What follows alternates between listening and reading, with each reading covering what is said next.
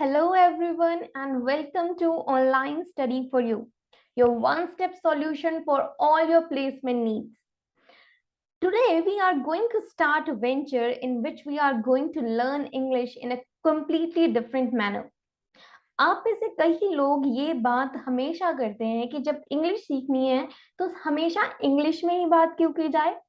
तो सबसे पहले मैं आपको ये बता दूं कि इस वीडियो में हम जो सीखने वाले हैं वो है बेसिक इंट्रोडक्शन कि हमें लैंग्वेज को कैसे यूज करना है, इंग्लिश के बेसिक बिल्डिंग को कैसे बनाना है।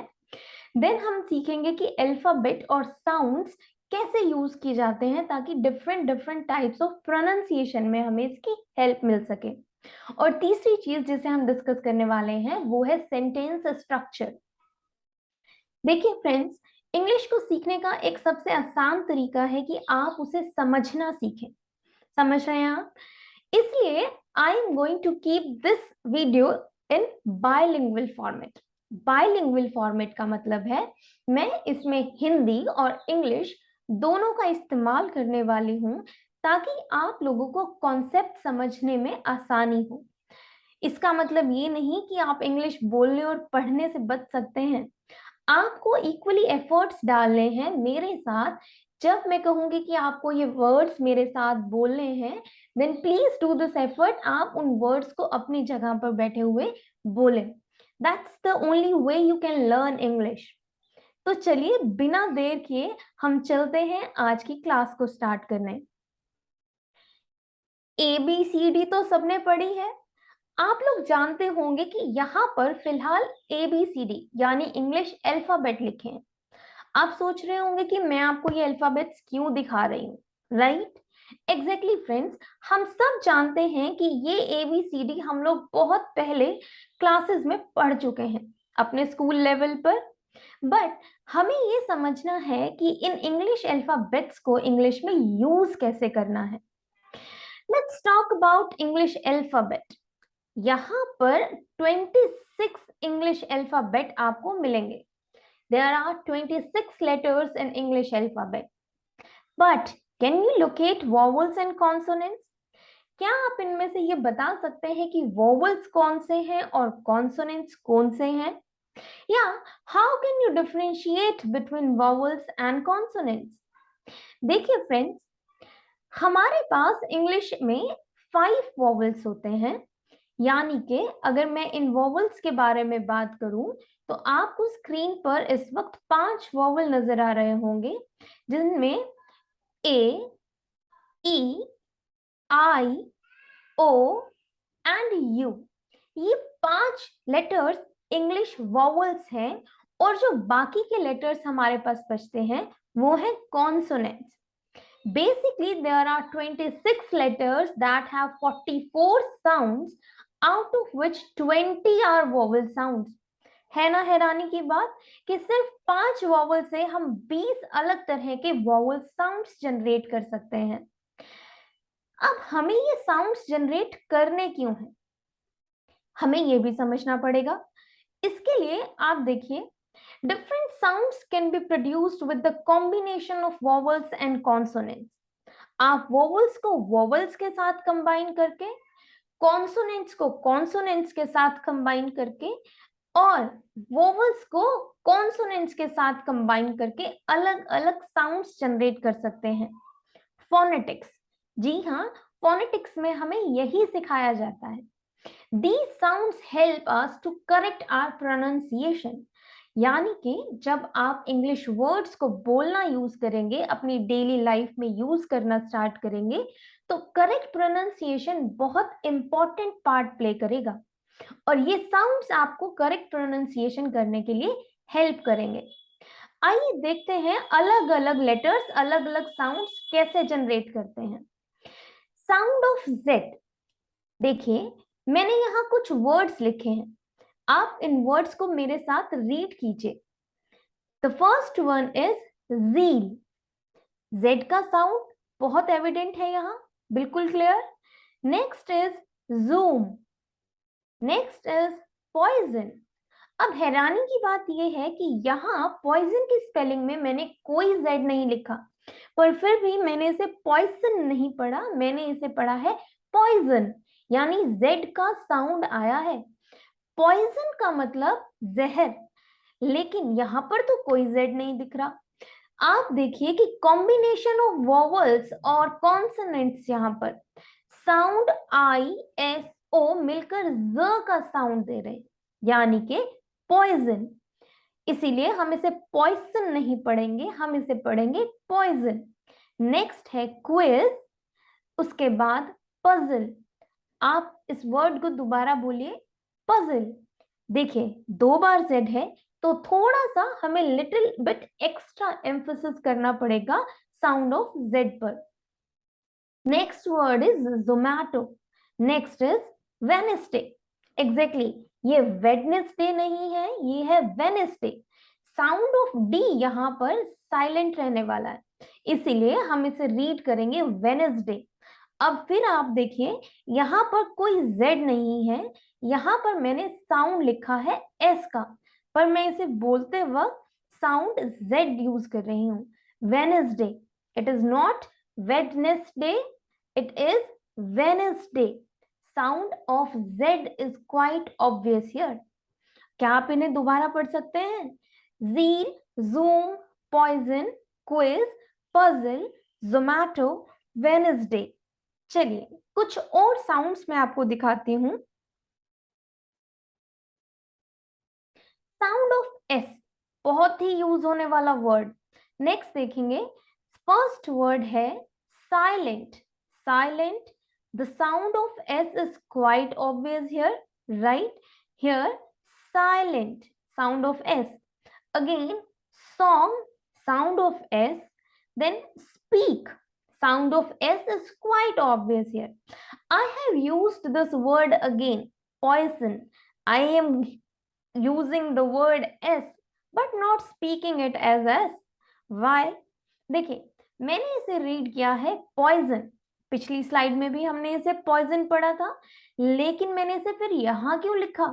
क्योंकि यहाँ पर मैं आपको साउंड ऑफ एस बता रही हूँ, लेकिन इस वर्ड को लिखने का मेरा इसलिए यूज है क्योंकि मैं ये दिखाना चाह रही हूँ कि जरूरी नहीं है कि हमने एस लिखा है तो हम इसे पॉइसन ही पढ़ेंगे। यहाँ पर वोवल्स और कॉन्सोनेंट का कॉम्बिनेशन इसे जेड की साउंड प्रोड्यूस करा रहा है, that means poison. Next is sun. I hope you are understanding कि combination of vowels and sounds pronunciation में किस तरह से help करेंगे। Next sound को अगर हम देखें, sound of SH यानी कि श। जी हाँ, देखिए मैं अगर first word को पढ़ूं तो आप में से मुझे लगता है कि कोई शायद ही ऐसा होगा जो इसे ना पढ़ पाए। It is very clear and easy word, sugar. But क्या आपको यहाँ कहीं H दिखाई दे रहा है? नहीं ना, लेकिन मैं इसे रीड कैसे कर रही हूँ? Sugar, not sugar, right? That is a wrong pronunciation for that. यानी कि यहाँ पर S और U का कॉम्बिनेशन श की साउंड जनरेट कर रहा है, इसीलिए I have read it sugar. Then shirt. Now observe this word chef. Sound क्या है? शेफ। साउंड तो एस एच का है, लेकिन यहाँ पर लिखते टाइम मैंने सी एच यूज किया है। स्पेलिंग बिल्कुल सही है, आप इसे बिल्कुल सही रीड कर रहे हैं, इसका प्रोनाउंसिएशन शेफ ही होगा। पर देखिए मैं फिर से वही बात रिपीट करूंगी कि मैंने यहाँ सी एच क्यों लिखा है, सिर्फ ये दिखाने के लिए कि जरूरी नहीं कि हर बार एस एच का साउंड एस एच लेटर से ही आएगा। मैं इसे सी एच के कॉम्बिनेशन को यहाँ रीड कर रही हूँ, शेफ। नेक्स्ट वर्ड है shop, then shed, shy and shadow. ये सब वर्ड्स इजीली पढ़े जा सकते हैं। Moving on to the next sound, that is U. Sound of U बहुत इंपॉर्टेंट है क्योंकि कई बार प्रीवियस ईयर एग्जाम्स में साउंड ऑफ यू से एरर में डिटेक्शन का क्वेश्चन बनता है। आप लोगों ने जरूर ऑब्जर्व किया होगा आर्टिकल्स के केस में। देखिए the first word is unit, बहुत ही आसान है यू का sound. Next word is umbrella. क्या मैं इसे गलत पढ़ रही हूँ? नहीं ना, आप लोग सब जानते हैं कि ये अम्ब्रेला है और यहाँ पर साउंड ऑफ यू मैं यू की तरह ना पढ़कर अ की तरह पढ़ रही हूं, यानी कि अम्ब्रेला, नॉट यूम्ब्रेला, ठीक है ना। Next is use, then usages and unique. बाकी की सभी साउंड्स यू के सिमिलर हैं, आप इन्हें एक बार दोबारा से रीड कर सकते हैं। Unit, umbrella, use, usages and unique.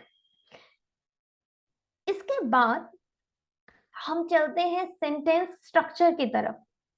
आप लोग सब ये जानते होंगे कि जो भी सेंटेंस हम यूज करते हैं उसके अंदर कुछ चीजें हमें यूज करनी होती हैं। जैसे अगर मैं सिर्फ फर्स्ट स्टेटमेंट रीड करूं, subject does the verb on object, तो आपको यहाँ तीन चीजें देखने के लिए मिलेंगी एक सेंटेंस के अंदर, that is subject, verb and object. आइए सबसे पहले इसी कॉन्सेप्ट को समझते हैं कि सब्जेक्ट क्या है, वर्ब क्या है और ऑब्जेक्ट क्या है, और ये हमारे सेंटेंस को किस तरह से बनाते हैं। अगर मैं कहूं कि आप क्या इस पिक्चर को ध्यान से देखकर ये मुझे बता सकते हैं कि यहाँ पर काम कौन कर रहा है, काम क्या हो रहा है और काम किसके ऊपर किया जा रहा है। देखिए, to write a complete sentence you need to include the subject, the verb and the object. यही कॉन्सेप्ट है सब्जेक्ट, वर्ब और ऑब्जेक्ट का। The boy ate pizza. यहां पर एक बॉय ने, यानी कि सब्जेक्ट, बॉय सब्जेक्ट है क्योंकि कुछ काम कर रहा है। Subject tells us who or what the sentence is about. So here who is the doer, यानी काम करने वाला कौन है, यहाँ पर है इस सेंटेंस में द बॉय, इसीलिए इसे कहा जाएगा subject.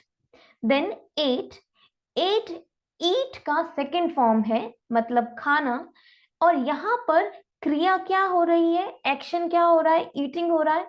So this is verb which tells us about what happened, right? Verb हमें क्या एक्शन हो रहा है इसके बारे में बताएगा। नेक्स्ट इज पिज्जा, यानी कि object tales us what is affected by the verb. I hope ये आपको क्वाइट क्लियर होगा कि कौन काम कर रहा है, क्या काम कर रहा है और किसके ऊपर काम कर रहा है। सो द बॉय यानी कि सब्जेक्ट जो काम कर रहा है, वर्ब जिस काम को किया जा रहा है, एंड ऑब्जेक्ट किस चीज पर काम किया जा रहा है। आइए इसे थोड़ा और समझने की कोशिश करते हैं। यहाँ पर आपको एक फ्लो चार्ट नजर आ रहा है। इस फ्लो चार्ट को आप थोड़ा ध्यान से देखेंगे और समझने की कोशिश करेंगे कि एक्शन, वर्ब, सब्जेक्ट, डूअर और ऑब्जेक्ट कैसे रोल प्ले करते हैं। यहाँ पर मैंने एक कॉम्बिनेशन लिखा है सब्जेक्ट, वर्ब एंड ऑब्जेक्ट का। सब्जेक्ट यानी the person doing the thing, verb that is the thing done, and object that is thing that has something done to it. Read this example. Actor यानी कि कोई actor जो काम कर रहा है, then action यानी क्या काम कर रहा है, and object यानी thing acted on किस चीज पर काम कर रहा है। आई होप आप ये चीज समझने में आसानी से समझ गए होंगे कि what is subject, what is verb and what is object.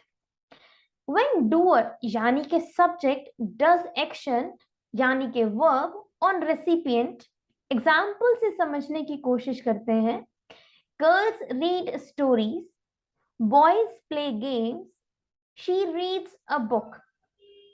आप ये देख रहे हैं कि यहाँ पर सब्जेक्ट कौन है फर्स्ट सेंटेंस में, फर्स्ट सेंटेंस में सब्जेक्ट है girls, then what action is being done, reading, next what is action doing upon, that is who, what is the recipient, that is stories here. Next is boys play games, यानी कि boys are subject, play verb and games object. She reads a book. Here she actually में एक pronoun है but यहाँ पर subject का काम कर रहा है। देन रीड्स यानी रीडिंग एक एक्शन, अ बुक यानी के ऑब्जेक्ट। आप देख पा रहे हैं, girls read what, boys play what, she reads what. Answer of these what is given by object. This form of structure is called active voice. हम एक्टिव वॉइस और passive voice एक कंप्लीट डिफरेंट चैप्टर में पढ़ेंगे। अब थोड़ा सा idea अगर मैं आपको दूं कि एक्टिव वॉइस और पैसिव वॉइस में क्या डिफरेंस है, तो देखिए, active voice tells us what a person और thing does, the subject performs the action, that is verb on the object. यानी कि एक्टिव वॉइस में अगर हम स्ट्रक्चर की बात करें तो सब्जेक्ट एक वर्ब करता है यानी एक एक्शन, किसके ऊपर? एक ऑब्जेक्ट के ऊपर। लेकिन इसी चीज को अगर मैं दूसरे तरीके से कन्वे करना चाहूं, यानी कि ऑब्जेक्ट पर क्या काम हुआ है with the help of this subject. आप समझ पा रहे हैं? देखिए, एग्जाम्पल से समझेंगे। Anna painted the house, the house was painted by Anna. दोनों सेंटेंस में सेम ही बात की गई है लेकिन अलग अलग तरीके से। यहां पर एना एक सब्जेक्ट है, पेंटेड एक वर्ब है और हाउस एक ऑब्जेक्ट है। यहां पर सेंटेंस का स्ट्रक्चर बदल गया और हाउस क्या हो गया? Object, painted verb and Anna subject. तो subject plus verb plus object हम लोग एक्टिव वॉइस में यूज करते हैं और object plus verb plus subject हम लोग पैसिव वॉइस में यूज करते हैं। कुछ questions related to active and passive voice are as follows. See, how can anyone do this? They visited the zoo last week. I will not do these work. You have to try to give answers of these questions. So this is it for today's session. Thank you for joining this class. Have a nice day.